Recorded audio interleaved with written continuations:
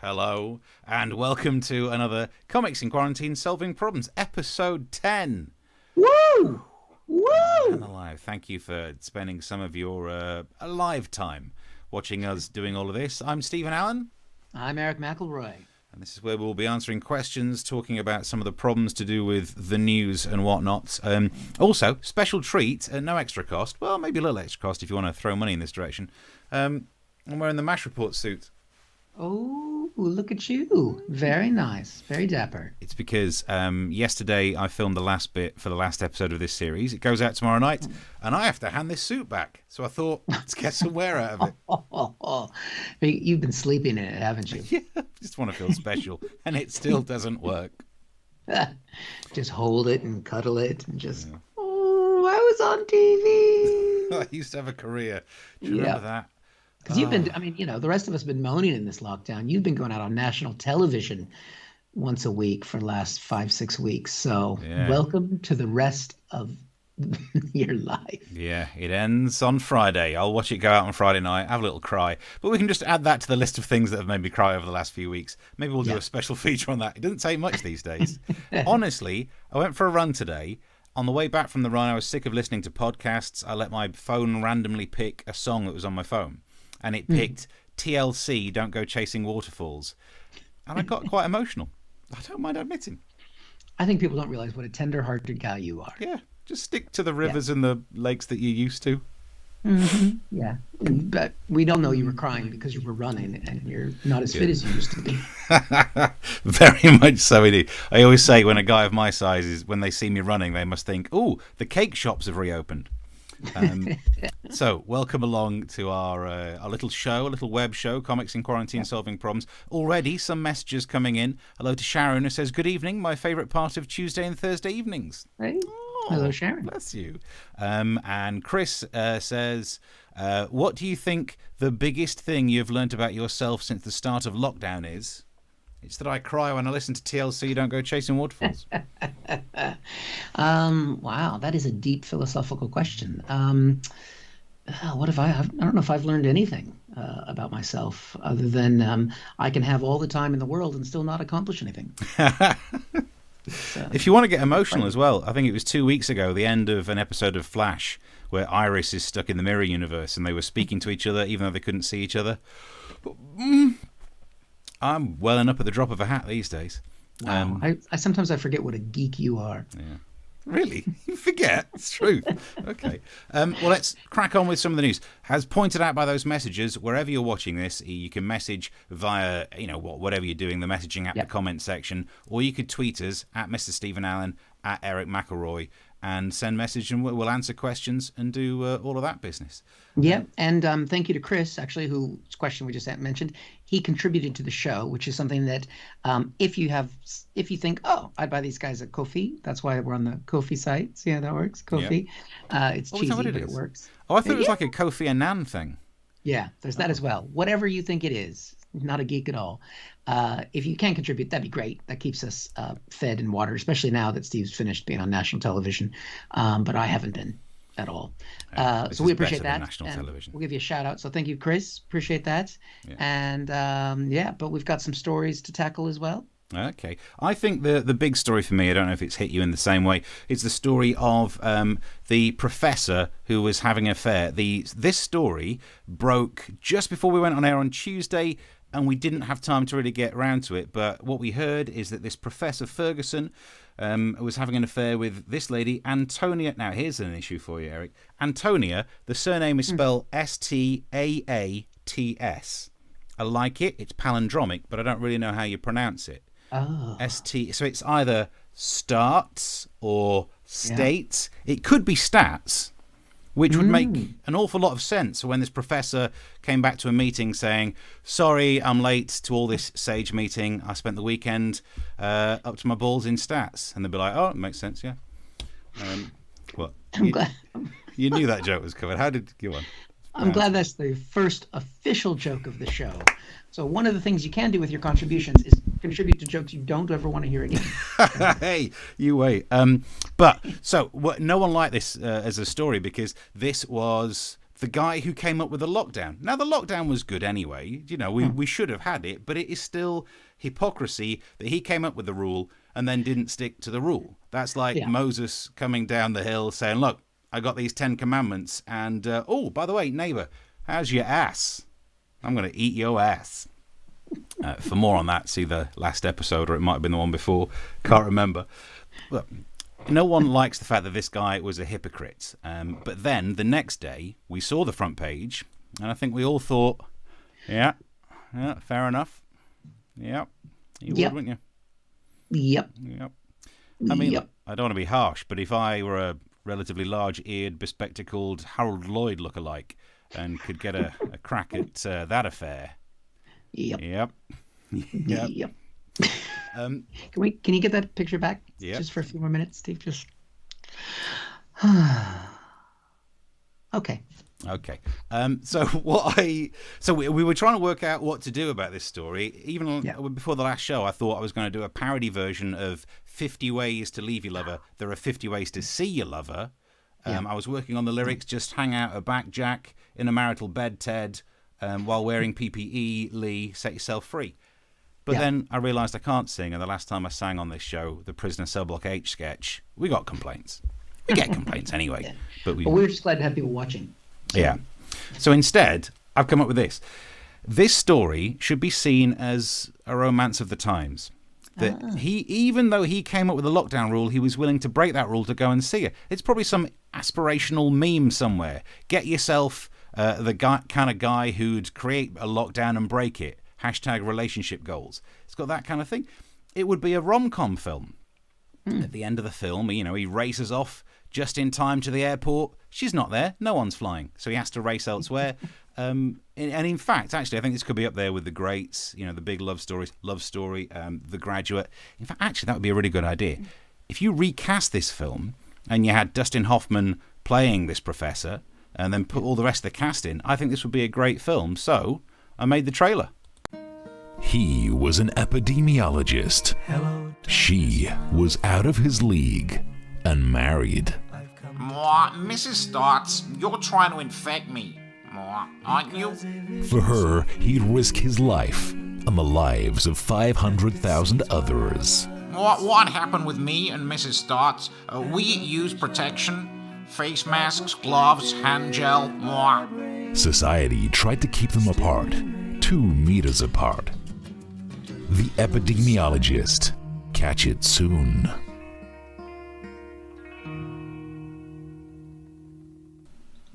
It's a heck of a Dustin Hoffman impression, isn't it? Thanks. It's very nice. Yeah. Very nice. Didn't know you had it in you. Yeah, no one did. Chris says maybe he devised the lockdown so that he could meet Stats without being caught by anyone he knew. Oh, it's a good idea. Write that down. Nice work. Yeah. So, it's my favourite story of the week, and I don't think it's a problem that needs solving because, he's quit now and we stayed in lockdown. It didn't really matter. It was nothing other than diversion from the fact that we've got the worst stats in Europe, and not that stats, just the 1A, not the 2As. Yeah. Right, over to you, Eric. Yeah, I just have to say, the last thing on that, I mean, if more young men and women realize that, working in the sciences and working with stats could be so attractive, I bet more people would be interested in the field. Yeah.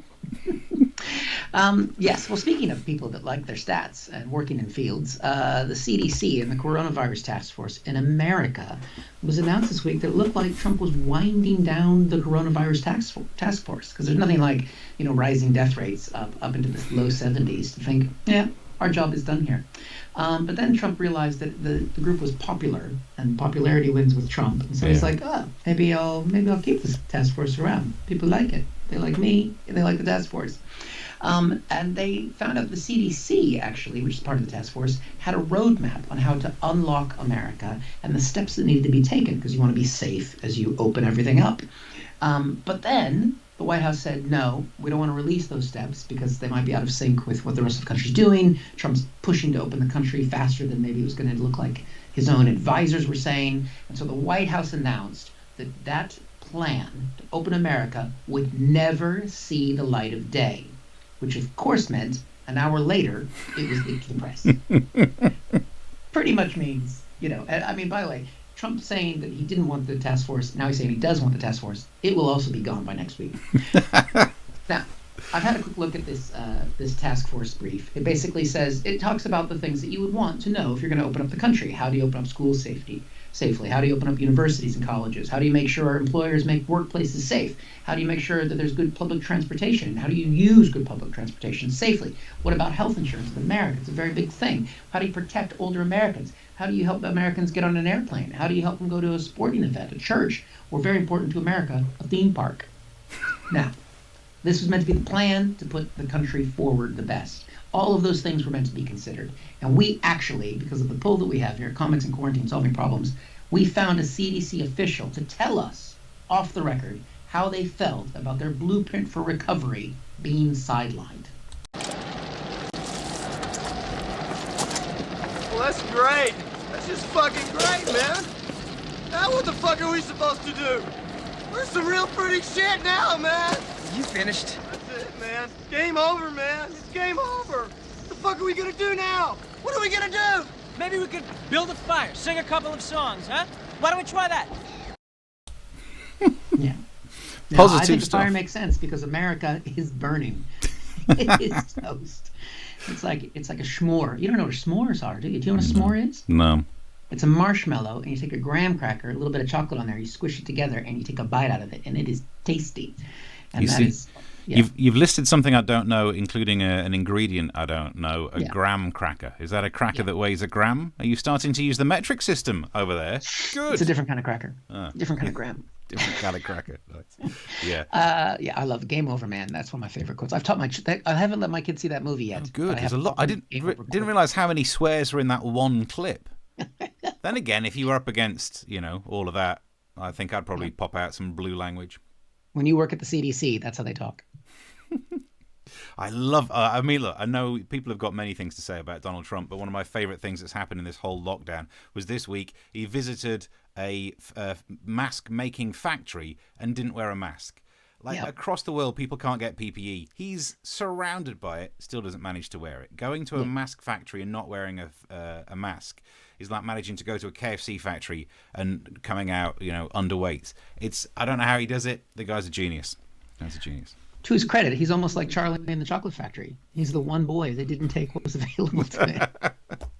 And yet didn't inherit the mask factory. Darn Still it. into the mask factory. Worth a punt. Aww. Let's have a look. Anna Sita on it's Periscope. Oh, look at this message coming in. Says, loving the show. Best box set recommendations for the bank holiday weekend. Oh, it's a bank holiday, isn't it? It is. Oh, yeah, which it's means- going to be so different than the rest of the days of this week. Yeah, I might sit around and do nothing in a different pair of pants. Really mix it up. Pants?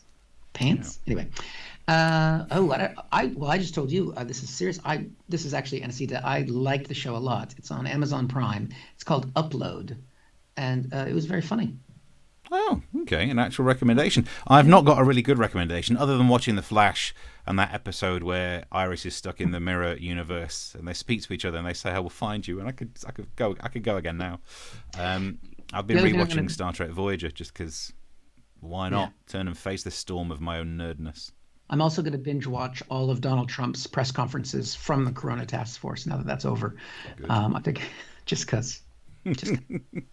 Here's something you could watch. Oh, by the way, before we move on, if you've got messages or questions, send them to us wherever you're watching this. We should hopefully be able to answer them. Or you could tweet us at Mr. Stephen Allen, at Erich McElroy. Here's something you could watch as well. Meghan managed to make a ripple on the internet there was some footage of her, Princess Meghan, whatever her technical name is now these days, Megs. They've downgraded it somewhat, so you don't want to use royal things. She read a story to little baby Archie, which I think is really nice. Of course, straight away, certain members of the online community and the press were saying things like, I thought they didn't want to have that baby in the public eye, and yet there they are, putting it in the public eye. It's almost like they want to control which pictures of their 1-year-olds that we get. Saying it as if somehow they're the stupid ones. It was to do with actress Jennifer Garner does this charity thing where celebs read stories to children. We've got a clip of it, actually. Let's have a look. Yeah. Can you turn the page? What happens after that? Are you kidding me? It's totally a duck. It's for sure a rabbit. Is it a duck? No. Is it a rabbit? Interesting. I mean, look, he's from royal stock, so when he hears duck and rabbit, he's like, whoa, main course. Wow. But come on. I mean, I've not read the whole book, and I don't want to ruin the ending, but it's not that difficult to spot the difference between a duck and a rabbit. One is an aquatic bird. The other is a sex toy. And if you can't tell the difference, admittedly, that does mean if you pull out a drawer and find one next to some eggs, still could be either. But the biggest problem in that clip is the fact that, I don't know if you noticed, Archie wasn't paying her any respect. She's reading the story. He's not paying any respect. He's not paying attention. Kids these days. He's not paying respect to Meghan Markle. He must be racist. And what? Because I'm quite good with sounds. You can manage to tune. If you tune into the right frequencies and really boost the gain, you can actually listen to what little Prince Archie is thinking. We can watch another clip. See if you can hear what Archie's thinking. Oh, here we go. She's available for voiceovers and audiobooks. Well, anyway, now what do you want to do? Anything but this. There we go. Fetch. No? What happened? Hey? I don't know. What do you want to do? Get it done. Hey, look! An anteater. That's no anteater. That's a brachiosaurus. Jesus Christ, how big do you think ants are? Come on, let's get this over and done with. And Yay! Thank. That's done. Oh, she did all the work and I'm getting the praise. Maybe I am royal after all. Ooh. Delightful. Well, any cute. So, all right, over to you, Eric. Well, this is another story back from the U.S. That I know something that you are really passionate about, and you ask me about all the time, which is the Supreme Court. One of my favorite courts. One of your favorite courts. It is supreme. Now, traditionally, the Supreme Court is one of the most reclusive parts of the American government, or as Trump would call it, the deep state that wants to destroy him. And they don't traditionally allow cameras in the courtroom or actually even allow any of its proceedings to be broadcast in public. Now, I don't know if you know this or not, but of the 9 justices, I think, Ruth Bader Ginsburg is like 150 years old. Okay. And then the rest are in their high 100. They're all old. So this is a particular risky time for them. So they've been doing the court proceedings by distance, down the line on the phone, but they're allowing the court proceedings to be heard and broadcast around the world for the very first time in U.S. history. Right. But of course, just like any Zoom call or anything else that is happening these days in the workplace, there's been some little hiccups every now and then. And earlier this week, they were on the call, and one of the lawyers was making his case, and you could hear in the background somebody flush a toilet. Now, I mean, these are older people. That's going to happen. It's going to happen. I mean, when you got to go, you got to go. And you can hear the clip. We've got the clip. It's brilliant. Going to be saying, hey, call your congressman and change these laws that apply to banks. And what the FCC has said is that when they're going to be saying, hey, call your congressman and change these laws that apply. The subject matter of the call ranges to the stop.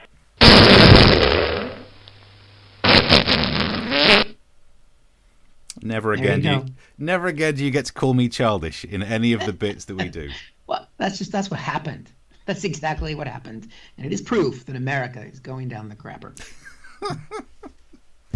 Delightful. This is the satire that people come here for. This is what we're after. This is what many people, some people have bought tickets and paid for this. Some people, someone I think might have contributed actually, which would be lovely. There we go. Somebody else supported us. Thank you very much, Chris B. Thank you very much. They bought us a coffee, 2 coffees, white, no sugar. Yeah, fair enough. Why, thank you very much.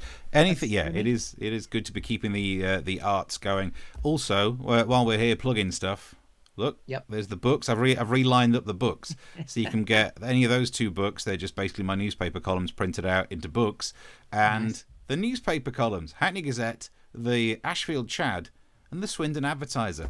If you live in any of those areas, treat yourself. You're never going to qualify for universal credit if you're working that much. Yeah, I don't think I get paid for any of the things that are up there. Excellent. Yeah, you could front it out, Steve. Don't tell people that. Yeah, I'm a really successful author and columnist. But it does mean that I have opinions on stories like this. Hurrah! Lockdown freedom beckons. So there's much talk about the fact that maybe there'll be an easing of the lockdown restrictions on Monday, just after the bank holiday, so we can't enjoy it. That's nice. And I think it makes a lot of sense, because if you've got the highest death rates in Europe, why not ease some lockdown? More people dying is not going to change our place on that league table. So it's the time to go for it. And a lot of people have been criticising the government. You know me, Eric. I'm always here to defend the government. Do you realise we could have been in a situation where we had the worst death rates in the EU, and now we don't, because the government did something about that. They left the EU. So believe in Britain. Yeah. That's what I say. If we could leave the continent, we could really narrow down the league tables that we're at the top of.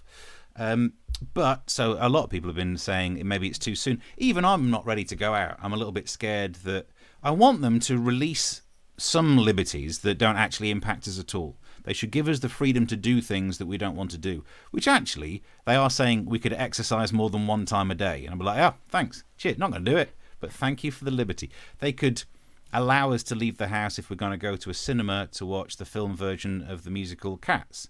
Thank you for the offer. Not going to do it.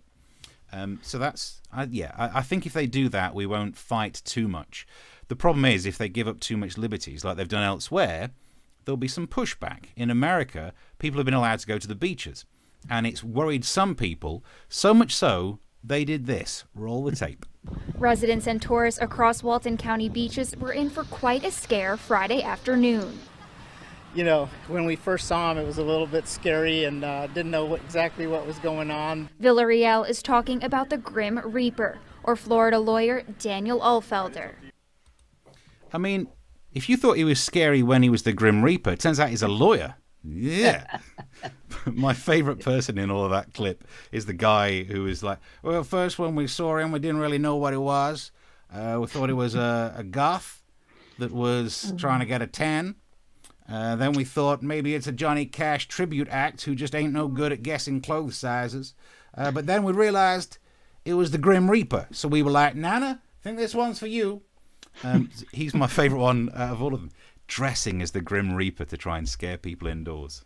But, see, I would say it's not a good move to make people more afraid of death by bringing more death into it. Do you know what I mean? It's a theory. Yeah. I mean, imaging-wise, I mean, that's not the only thing from America that was great. I think we've got the tweet from Brad Pascal, who is the head of Donald Trump's re-election campaign. And he sent out a tweet today, said, for 3 years, we've been building a juggernaut campaign, parentheses, Death Star. And it is fire on all cylinders, data, digital, TV, political surrogates. And in a few days, we start pressing fire for the first time. That's the image that the Trump campaign is going with. That they're the Death Star. And in the middle of a pandemic where 72,000+ Americans have died, that's what they're branding themselves as. Wow. They're ready to start firing. We're already in trouble. This isn't the time. And plus, what happens at the end of every Star Wars movie? To the Death Star. Death Star blows up. Do you think Donald Trump watches those and just thinks like, this is totally not fair. The guy was hard done by, the hero of the piece lost. He was there at the end of Rise of Skywalker. Just, yeah, Rey, kill him, take our power, take it. You could build so many condos with that power. But then he's also thinking like, who in their right mind admits that they're the father? You're going to have to pay. Support is going to be a nightmare. That's true. That's true. Those movies were not for him. Fair enough. Right. Anything else on your list? Well, speaking of actually box sets that Anacito was asking about, I watched a film this week as part of the lockdown that I might not have gotten around to before. It's a film by Luke Benson, the director who made the fantastic film The Fifth Element, which is a sci-fi classic. You have to love that. He made this film called Anna. Are you familiar with the film, Steve? I don't know if I've actually seen it. Is that the one where she goes around killing people? Yeah, that's all of Luke Benson's films. That's every film Luke Besson has made, and he's actually started getting a little trouble for it. So we don't like Luke Besson as a person anymore. Okay. He's got a light touch of the Weinstein to him now. Cool. But I didn't know that when I watched the film. I watched this film, and now I'm not one of those pedantic geeks that when they watch a film, it's a historical film set to the 1980s. Yeah. Now, I know that I'm getting a little bit older and that I can remember the 1980s. Yep, there's the poster of the film there. And, I mean, you remember the 80s, don't you, Steve? Yeah. A little bit, smidge, right? Now, sometimes in films, I know they take liberties. There might be a little bit of a historical inaccuracy. I'm not like the guy. I remember when I saw The Matrix in the cinema years ago, and this was in Seattle, which is very techy. Amazon is there, Microsoft, that kind of thing. Two tech guys sitting behind me during The Matrix going, didn't you see the way they entered The Matrix? They used a rotary phone, and you can't dial into the internet with that kind of phone. I'm not that kind of guy, right? It's science fiction. He's going through the phone. It's not real. But this film that was set from 1985 to 1991, the opening sequence in the mid-'80s was the character on a cell phone, a mobile. Now, I was like, okay, look, it doesn't sound right to me. And it was only about this big. It was about yay big, which at that time, if they'd had one, it would have been like this, like big, right? So already I'm a little, okay, whatever. Then there's a second guy. He's also got a phone. They're getting called that they're in trouble. Now they're spies. So I'm like, okay, maybe they're saying they had some special tech. I know they didn't really have mobile phones then. So whatever, we'll let them have that. But then they use mobile phones throughout the entire film. At one point, Anna becomes a KGB agent. I'm not doing any spoilers there. And she's sent to assassinate a guy. And the KGB boss, who's Helen Mirren, which is really why I watched the film, because she's amazing and beautiful. She says, go get his phone. I'm like, all right, he wouldn't have had a phone then. He wouldn't have had any data on his phone then. It's not like it was a smartphone, but whatever. And then Anna goes and she kills the head of the KGB. Now, yes, I am giving a spoiler away now because I want to spoil this film for you, just like it spoiled the 80s for me. I don't want anybody to watch this film. She kills the guy, and then she goes into his laptop, a laptop in 1989, and she sticks a USB stick into the laptop. USB sticks weren't even invented and in use until 1999, for Christ's sake. I can't believe this anymore. I'm not even going to talk about the fact that the CIA had flat screen TVs when we were in CIA headquarters. This is the worst thing that's happened to me during the lockdown. You okay? I think I've woken the kids.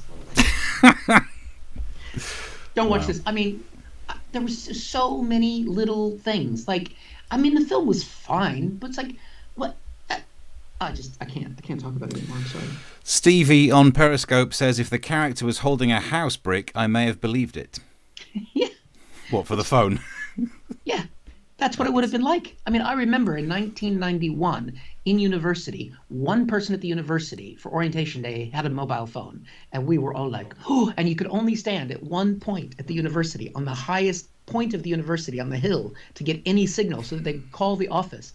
And we would have to run someone to the office to tell them that we were going to call using the cell phone. A USB stick! Chris says, can someone order Eric some air? Nice. You might need it. Gas and air. I drunk all my Corona beer. I don't have any sponsorship beer. Anyway, don't watch that film. Okay. Good advice. If you'd like to keep messaging, you can do it on, we've got Facebook, Periscope, YouTube, wherever you're watching this, you can send us a message. Twitter is another good place for it as well, although I've not checked the tweets for a sec. We'll do that in a sec. Get the messages coming through. We can respond to them and reply and whatnot. And what else are we going to say?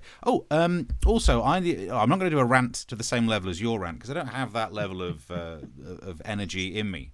I was up early today, but I've worked out, I've learned something from this coronavirus lockdown, is that having money is probably good. Yes. Now, the reason I point this out, right, according to the Office for National Statistics, they released the stats, poorer people are dying more frequently from coronavirus. If you are well off, you stand a better chance of surviving it. Also, the Office for National Statistics says that women are more likely to survive getting coronavirus than men. Therefore, ergo, women are earning more than men. So, congratulations. I think that seems mathematically valid. But the big story that's really caught my eye about money is that Boris Johnson called his kid Wilfred. Now, that would be, I mean, right, you get picked on because if you were working class like me and you were called Wilfred Bramble, everyone would be giving it, oh, Harold, that would be your entire school. And also, his name, this kid is going to be known as Willie Johnson. Yep. Two words that both mean the peen. You might as well call a kid Richard Member and see how well life goes for it. But that's the difference. If you're working class, you get picked on for anything. My surname, Allen, feels like it's kind of bulletproof. For about 4 or 5 years at school, because Allen kind of rhymes with the character in Dynasty Fallon, I was called Fallon.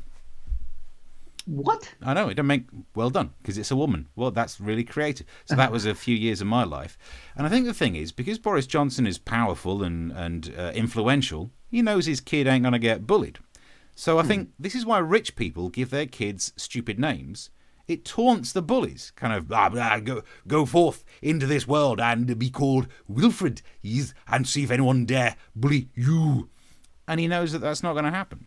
But I can prove my theory, because it's all very well having a theory with one data point, but let's extrapolate it. Imagine you weren't Boris Johnson rich.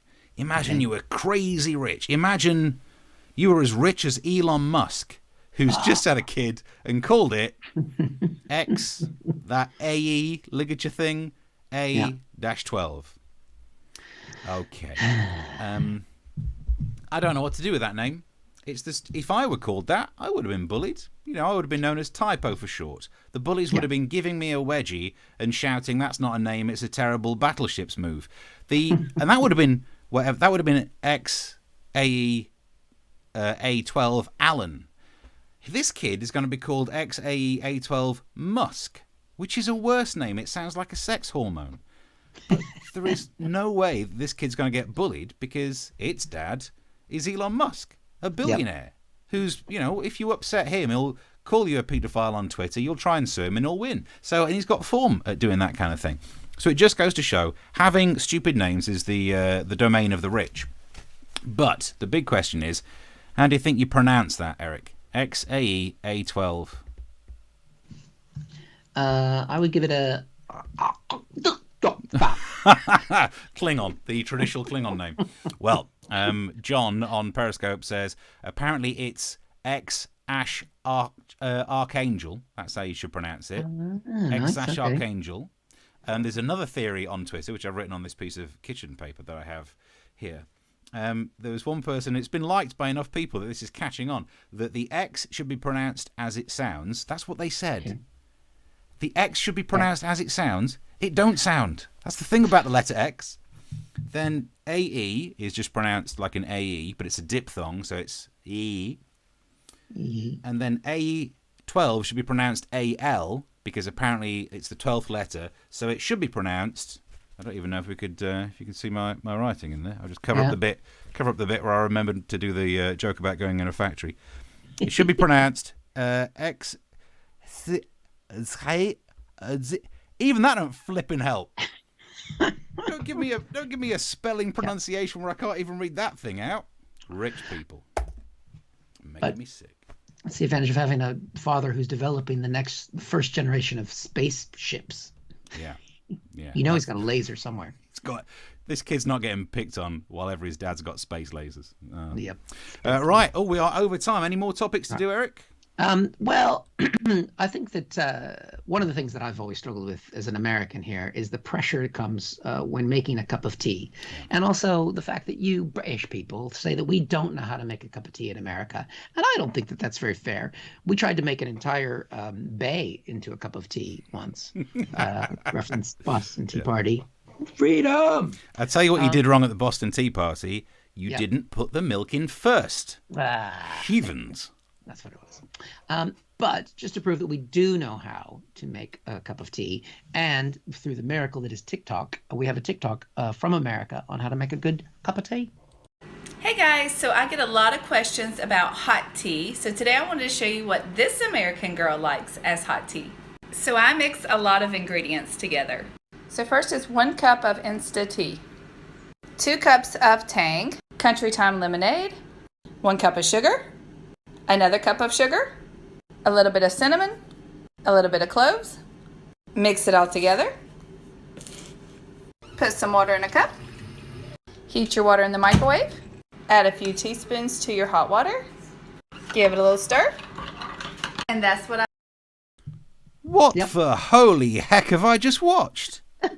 Now you watch that and you look at The amount of sugar they put into that. And, I don't know why America has an obesity epidemic. Here's what I don't get. She was making a cup of tea, but the smallest ingredient in that was water. Everything else was a powder. This is inorganic chemistry. What the heck is...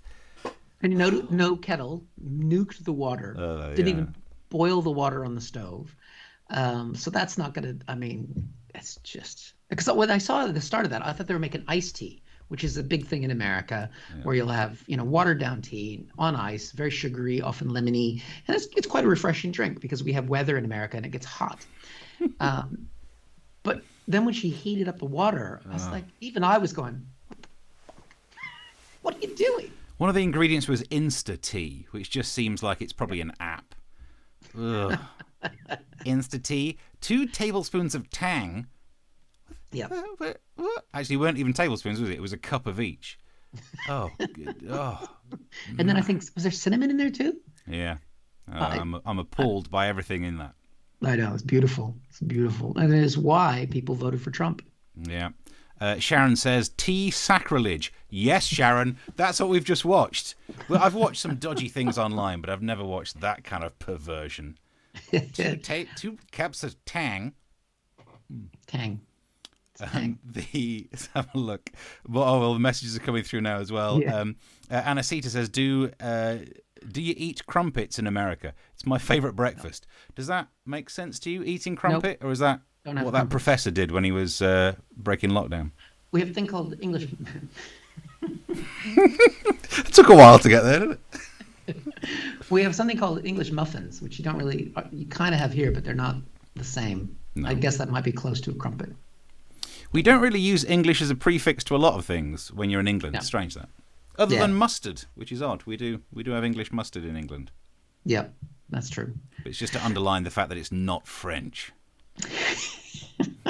No, I just like good French's. I like French's yellow mustard, which tastes nothing like actual French mustard. But that's a different thing altogether. Anyway, while we're doing I'd like TikTok, to get more social media interaction now, but we should just do a show that is about how Americans make cups of tea. Yeah. And I think we would be media stars. About the tea feature, there's trouble brewing for sure, says Jeremy. Ooh, boom. Nice. Is this thing on? He's here all week.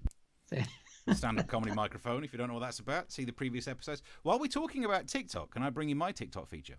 Oh, of course. So it's big news that apparently over in TikTok land, which is an app where people do videos, like that hideous one where some woman defiles tea, there's this. TikTok's viral Pee Your Pants challenge. No. Apparently, people have been filming themselves in a minute-long video peeing their pants. And look, I don't have TikTok, but I willing to give it a go. I do have a web show, don't I? So,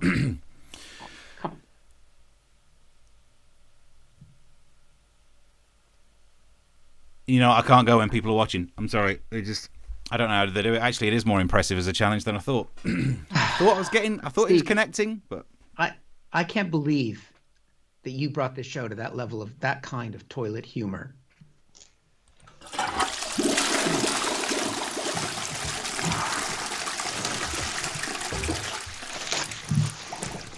Oh no! No! Oh, I mean, it was all good, but the lean over. Oh, just. Oh wow! This is my last roll, guys. Yeah, that is committing to the art form of internet TV shows, wasting toilet paper for a joke. You don't get this on BBC MASH Report. Yeah, you do get this suit though. Not for much longer. Not going to hand it back tomorrow. So we'll just wrap up some more social media if we could. Yep. Christopher says, Coleman's English mustard from Norwich. Shouts out to the Norwich Massive. Good point. So typical Americans heat the water in the microwave, cannot even boil a kettle. Oh, that has upset a lot of people. Oh, that's brilliant. Let's have a look what else we've got going on in terms of the message. Giles says, hi, Steve, love your work. There is so much of it. Because I'm desperate for the work, Giles. That's what's happening there. Yes, you are. In terms of pronouncing Elon Musk's kid's name, Stevie says, I would pronounce it XAE12. Proud Daddy Musk has picked the most ridiculous name possible. Yes, because they don't care. Because if you're rich, you can call your kid something that looks like when teletext reception has gone down, and you get away with it. Oh. But made me remember in the movie Anna, she sent him a text message at one point. Oh God. 1989. Stephen Leatherdale says, don't need a rabbit if you can't get a duck. Damn typos. Good point. Well made. Any messages there to go through before we wrap up this show? I think you've got them all. I don't see any more. So yeah, I think we're getting towards the end here. Thank you for watching. We appreciate some people bought tickets in advance. If you could spread the word about the show, we're here every Tuesday and Thursday at least. We might be doing some extra shows. Just keep an eye out. If you've got a little dosh and you want to contribute to the show, and you can, you're welcome to do that. The links are there. Otherwise, just tell people about it. In addition to this, Crack Comedy, who is helping produce this, they're going to be doing their first live streamed kind of beta test comedy show with just stand-ups doing stand-up, but sitting down and at home alone. And that's going to be 8 o'clock this Sunday. So keep an eye out for that. There'll be some links on the website if you want to check that out. Okay. Yeah. I do a shout out to, MASH Report, BBC Two Friday. See this suit for the last time before I have to send it back. Do you know what? It's not even like they bought the suit and I have to send it back. I bought the suit for the pilot and they've required that they keep it ever since. And if you're living in the Hackney Gazette area, the Ashfield Chad area, or the Swindon Advertiser area, read my newspaper column. It'll take you no seconds at all. It's like 300 words about stuff that I think about stuff. Fewer toilet jokes than I do on this show. Really? Oh, well, that's something. Yeah, well, sometimes. You didn't go on. You didn't eat as much ass today, so that's an improvement. There was a little bit though, wasn't there? There was a Moses ass joke. Just a little ass nibble. Yeah. If you missed it, check it out earlier. Thank you very much. Anacita says thank you for keeping us entertained in lockdown. 'Tis our